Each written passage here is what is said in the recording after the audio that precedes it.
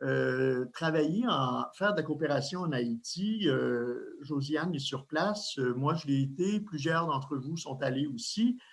Ça représente un défi et le défi est toutes sortes d'ordres. Mais une chose dont on est sûr, c'est que lorsqu'on intervient au niveau, par exemple, de l'agriculture, on sait qu'on est à la bonne place et les deux projets sur lesquels on travaille ont rapport à l'agriculture. Le premier projet s'appelle Carboneutre Haïti. Et il y a Ricardo qui est en train de chercher ou de trouver le petit vidéo qu'il a produit, entre autres avec des images fournies par Josiane. Alors, Ricardo et sa conjointe et sa femme ont préparé ce tout petit vidéo-là. Et en 2 minutes, vous allez en savoir plus sur c'est quoi ça, le projet Carboneutre Haïti et l'implication de la CANU. Et Hugo Beauregard-Langelier de l'UPADI, secrétaire général, va ensuite nous faire une présentation pour dire c'est quoi Carboneutre dans lequel on est impliqué maintenant. Alors, vas-y, Ricardo, avec ton vidéo. Là aussi, vous pouvez garder le volume bien haut pour bien entendre. Acanu Granby et Région soutient depuis plusieurs années la filière café en Haïti. Le café poussant à l'ombre, l'intérêt pour la réforestation allait de soi. En 2015, l'association locale finançait une étude de préfaisabilité afin d'évaluer si un programme de reboisement dans la région de Baptiste pouvait générer des crédits pour la bourse volontaire du carbone. À l'automne 2020, c'est avec enthousiasme qu'Acanu Granby s'associait au projet Carboneutre Haïti. Ce projet agroforestier est mené depuis 2017 par l'Union des producteurs agricoles, Développement international, le PADI, en partenariat avec Ecoterra, une entreprise cherbourgoise, et l'Union des coopératives de producteurs de café de Baptiste, UCOCAB. C'est d'ailleurs de cette région que provient le café Nola, vendu par le comité grambien. Nous avons jusqu'à maintenant injecté 10 000 $ dans ce projet. Cette somme servira à la création de 2 pépinières dont les plantules seront transplantées dans des parcelles de terre accréditées. N'hésitez pas à avoir plus d'informations en communiquant avec nous. Et sans plus tarder, je laisse la parole à Hugo qui va nous parler, qui va nous présenter davantage c'est quoi ça le projet Carboneutre Haïti. À toi, Hugo. Bien, d'abord, Clément, juste un mot pour saluer toutes les participantes et participants qui sont autour de l'écran aujourd'hui. Je salue également Madame Larouche parce que je commencerai en rattachant ce que je vais vous présenter avec l'actualité des dernières semaines. Je pense qu'on a des nouvelles assez réjouissantes, en tout cas assez, à tout le moins, encourageantes du point de vue changement climatique. D'abord, on a eu le budget fédéral où on voit que de plus en plus, il commence à avoir des mesures concrètes liées à la lutte au changement climatique. On a vu également hier avec le sommet avec les Américains et les autres pays certains engagements qui ont été pris par le Canada. Et je terminerai en lien avec ce que je vais vous faire comme présentation, la décision de la Cour suprême du Canada qui a validé la constitutionnalité de la taxe carbone, qui est une avancée quand même assez significative pour les changements climatiques au niveau du pays. Et je terminerai sur un point plus remerciement avant de commencer. Je veux tout de suite remercier énormément la CANU pour votre contribution, contribution à la fois dans notre relation de partenariat, mais aussi votre contribution financière, parce que vous devez savoir que c'est grâce à des organisations comme la vôtre et ça nous permet d'aller chercher des financements, de compléter les financements que soit UPADI met, Ecoterra met, mais aussi des bailleurs de fonds comme Affaires mondiales Canada met dans ce genre d'initiative-là. Donc, nous, on doit compléter un certain nombre de financements et le financement qui provient d'organisations comme la CANU nous permet justement de faire ce travail-là.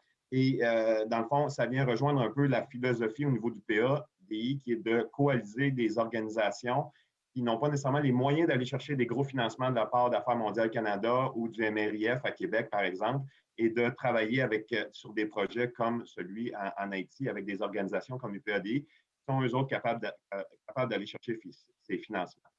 Donc, j'en reviens au projet Carboneutre Haïti en quelques minutes. C'est en lien directement, je dirais, avec la notion de taxation du carbone. Ici, on ne parle pas excusez-moi, on ne parle pas du taxation carbone obligatoire, mais plus de taxation carbone volontaire. Donc, rapidement, les objectifs de ce projet-là, c'est dans un premier temps de travailler sur la séquestration du carbone et le stockage de ce carbone-là à long terme à travers la reforestation des terres dégradées et à travers la mise en place de systèmes agroforestiers. Ça a été mentionné tout à l'heure, Haïti, comme plusieurs autres pays du Sud, ils sont aux prises avec des graves problèmes de déboisement, de déforestation, notamment dû au fait de la consommation de charbon pour l'alimentation, pour faire chauffer les aliments. Donc, ça vient répondre en partie à cette problématique-là. C'est aussi une source de revenus parce que l'idée, c'est de générer des crédits carbone pour les vendre dans le marché volontaire qui va servir à ces producteurs de café-là qui vont mettre en place des systèmes agroforestiers pour capter le carbone.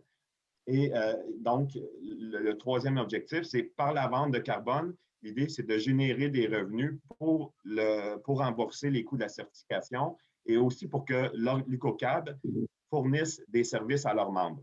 Donc, l'idée générale, c'est que les producteurs de café plantent des arbres, reboisent des parcelles dégradées. Avec ce reboisement-là, ils vont faire de la séquestration du carbone. Le carbone qu'ils vont séquestrer va être acheté par exemple, et je vais y revenir un peu tantôt, par des organisations, par des entreprises québécoises ou canadiennes qui vont redonner ces montants-là équivalents au crédit carbone à cette organisation qui est l'UCOCAB pour que l'UCOCAB offre différents services à ses membres. Donc, c'est une façon pour elle de développer des revenus. Et comme je venais de l'initier, en fait, ça vient entre autres du fait que l'UPA, donc l'UPA, l'Union des producteurs agricoles, là, pas uniquement UPADI, qui est le bras développement international de l'UPA, donc l'Union des producteurs agricoles du Québec a, en 2017, à son congrès général, pris l'engagement de devenir carboneutre à l'horizon 2023-2024. Donc, l'idée, c'est que l'Union, l'UPA ici au Québec, fasse sa part et, dans le fond, ça lui permettrait de contribuer aux activités du PADI en partenariat avec d'autres producteurs, dans ce cas-ci en Haïti. Donc, les crédits carbone, c'est quoi en quelques minutes? Bien, c'est, dans le fond, de façon très simple, on dit un crédit carbone est équivalent à 1 tonne d'équivalent en CO2. Et l'idée, c'est que, comme je viens de le dire, une compagnie qui veut compenser ses crédits carbone, bien, fait des investissements dans des projets et les projets incluent, entre autres, du reboisement, ce qui est le cas du projet qu'on est en train de développer en Haïti. Et ensuite, la compagnie reçoit des crédits carbone pour son investissement dans ses achats de crédits carbone. Au niveau comment on s'y est pris au niveau du terrain, au niveau du projet avec les Haïtiens et les Haïtiennes de l'UCOCAB, c'est que dans le fond, il a fallu faire toute une collecte d'informations pour voir la zone potentielle d'intervention. Parce que, comme je vous dis, pour qu'on soit certifié, et je vais y venir à la fin, pour qu'on soit certifié, il faut que ça soit fait sur des terres dégradées. Donc, on ne peut pas, les arbres qui sont déjà plantés, on ne peut pas les faire valoir comme des arbres qui vont capter du carbone. Il faut que ce soit des nouvelles pousses, des nouvelles plantations. Donc, il fallait identifier des zones complètement dégradées, collecter de l'information aussi sur les producteurs et les productrices qui voulaient participer à cette intervention-là, le documenter. Il y avait aussi toute une partie de consultation sociale qui a été menée, pas juste avec les producteurs et les productrices, mais avec l'ensemble de la communauté. Parce qu'il faut dire que quand on arrive avec une initiative comme celle-là et qu'il faut la faire certifier au niveau international, il faut démontrer, en fait, les producteurs doivent démontrer que les terres, ils sont en mesure de cultiver sur ces terres, ils ont une propriété, même si ce n'est pas la propriété au même sens que nous, on l'entend ici avec tout un système de cadastre, parce qu'on ne veut pas que du moment où ils commencent à avoir des revenus ou du moment où ils commencent à avoir des arbres sur ces plantations-là, que quelqu'un d'autre vienne leur enlever ces terres-là puis coupe les arbres ou en fasse ce qu'il veut bien en faire. Donc, il y a eu toute cette consultation sociale au niveau des communautés, la formation au niveau de l'équipe terrain et là, on est en processus là, de validation et d'enregistrement. Il va y avoir d'ici la fin de l'année ou au début de l'année prochaine, tout un audit qui va être fait sur le terrain par le VCF, VCS, pardon, qui est Verified Carbon Standard, une organisation internationale là, reconnue pour la certification de ce type de projet-là. Il faut dire que VCS, en Haïti, il n'y a pas d'autres projets qui ont été reconnus. Donc, ce serait la première fois qu'il y aurait un projet certifié VCS au niveau haïtien. Donc là, ici, rapidement, c'est le cycle que je viens de vous décrire, mais une fois que le VCS est certifié, donc VCS, ensuite intégration des terres au projet, on fait la vérification, il y a des audits qui se font annuellement, il y a tout un système de géolocalisation aussi qui est fait pour s'assurer que année après année, on suive l'évolution de ces arbres-là. Il y a la captation du CO2 et il y a les crédits de carbone qui sont émis. L'agroforesterie, une fois qu'on arrive sur le terrain, en quelques mots, à quoi ça ressemble? En fait, c'est un principe où on combine à la fois des arbres, que ce soit des arbres fruitiers ou des arbres pour le bois, le bois d'œuf, par exemple.